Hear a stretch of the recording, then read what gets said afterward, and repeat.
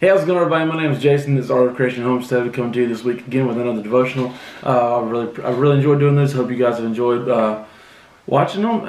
Again, leave comments below, praise reports, prayer requests. We really enjoy hearing from you. We want to know if there's anything we can pray for you, pray about, or thank God for it for you as well. And we do appreciate those comments. So just please go ahead. Don't be afraid or embarrassed, whatever. I don't know any of you, so no worries there, right?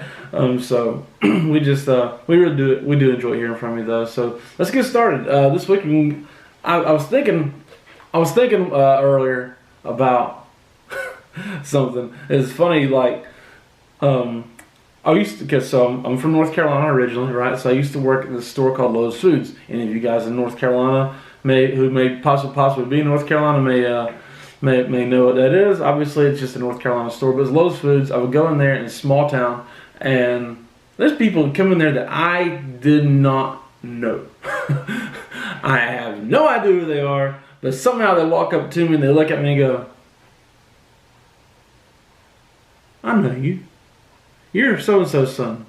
So then they have my mom and dad's name, and or my grandparents' names. "Oh, you're Eugene's grandson. You're Ken's grandson, right?" Okay, something like that. They would know my family, and I have no idea who they are, but they could look straight at me and understand who my family was. And I thought it's such a crazy thing to think about. And so it took me to 1 John 3. Okay, 1 John chapter 3. I mentioned one of these verses last week, but I'm going to do something a little different this week. So 1 John 3, 1 through 3, and 9 and 10. Okay, and it says, "How great is the love the Father has lavished on us that we should be called children of God. And that is what we are!" Exclamation point. That's what we are! The reason the world does not know us is that it did not know Him. Verse 2, "Dear friends, now we are children of God, and what we will be has not yet been made known, but we know that when He appears, we shall be like Him, for we shall see Him as He is." Verse 3, "Everyone who has this hope in Him purifies himself, just as He is pure." So then verse 9, we'll go on, says verse 9, it says, "No one who is born of God will continue to sin because God's seed remains in him. He cannot go on sinning because he has been born of God. And this is how we know who the children of God are and who the children of the devil are. Anyone who does not do what is right is not a child of God, nor is anyone who does not love his brother."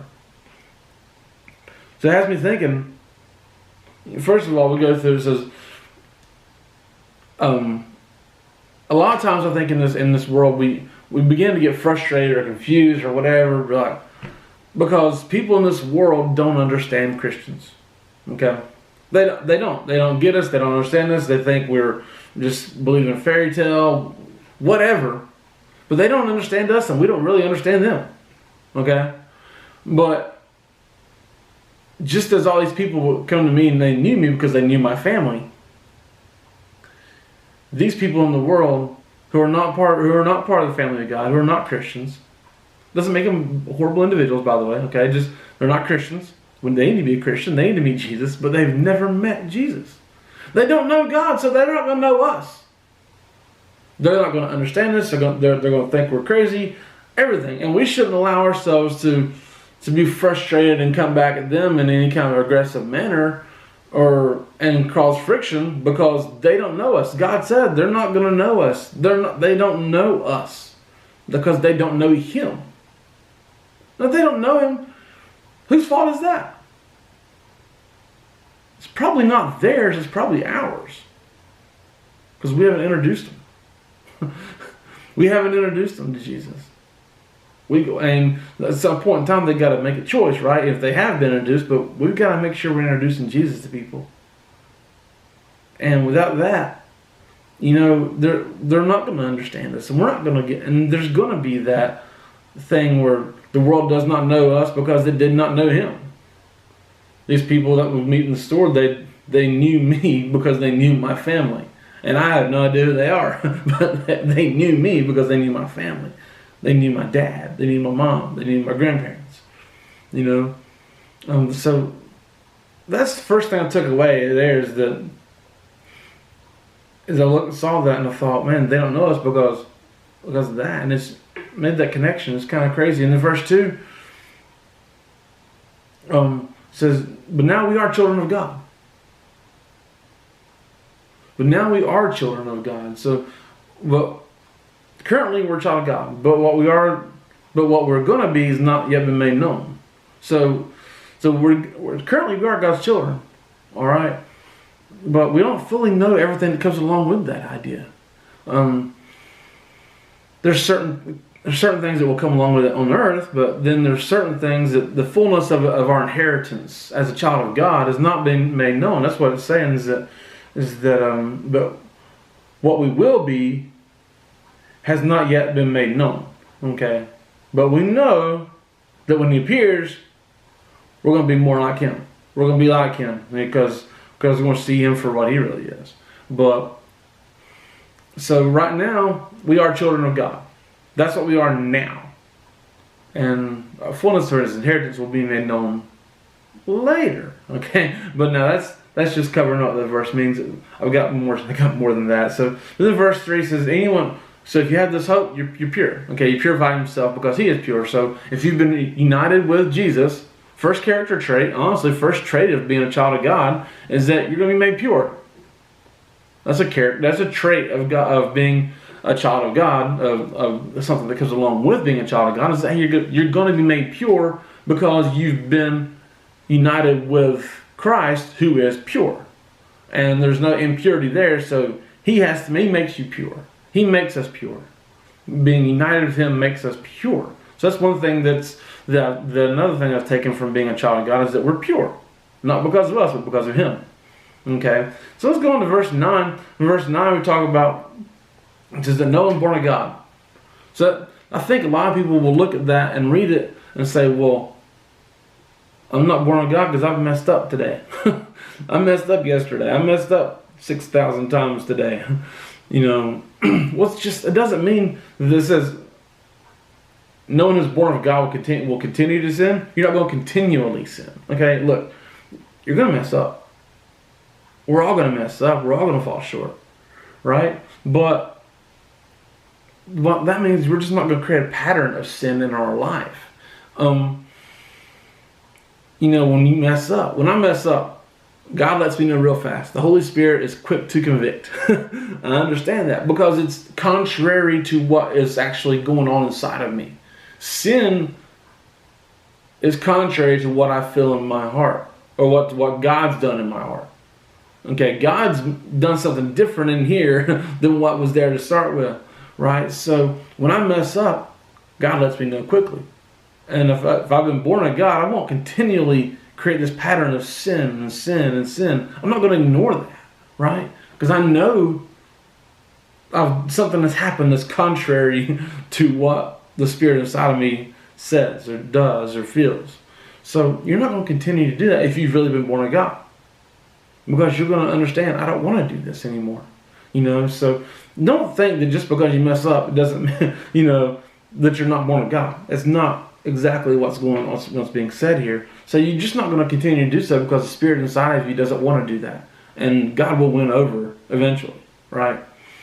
Okay, so but then this is how we know, verse 10, this is how we know who the children of God are. So this is what we're looking at. This is how people walk up and say, hey, this is a child of God. It's how people walk up and know who you are by looking at you. I have character traits. My brother and I both have character traits that we got from our family. That's just part of life. Everybody has those. That's your DNA. But so this is how people know who I am. I'm this person's son. I'm this person's grandson.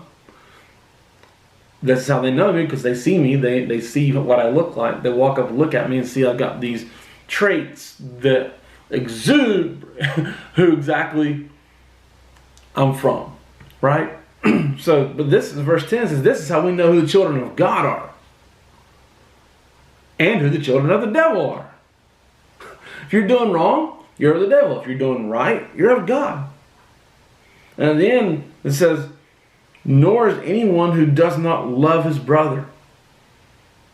Okay, that word love, the word love is agapeo. Okay, not agape. Agape is God's love. Agapeo is showing love. A-G-A-P-A-O, agapeo. Okay, it means to show love, to prove your love. So,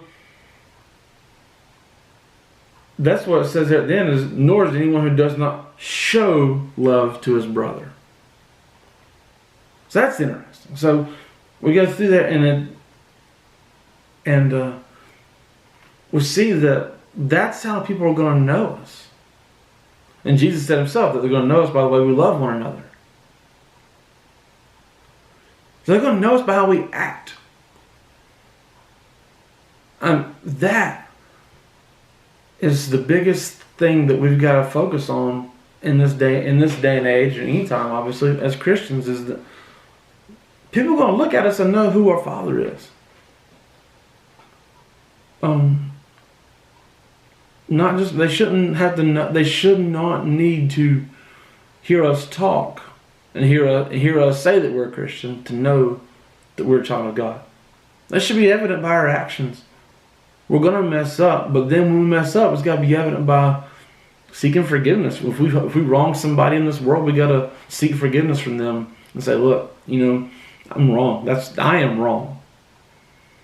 Humility in that action shows that who we belong to. We've got to live a life that says, I'm a child of God. This shows the love of God. Not just in words, but in actions. The Bible even says that. In verse 18. Verse 18 of chapter 3 says, Dear children, let us not love with words or tongue, but with actions and in truth. And we can show love, and again, love there was agapeo as well. We can try to show love with our words. And coming on Valentine's Day here on the 14th, obviously you'll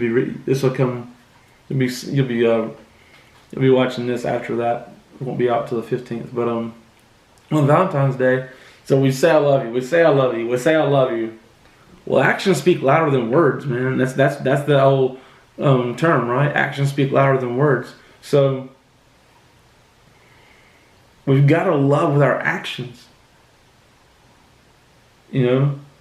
Not with our words, but with our actions. Our actions let people know, hey, this is a child of God. If we show love, and that can look different in a lot of different ways.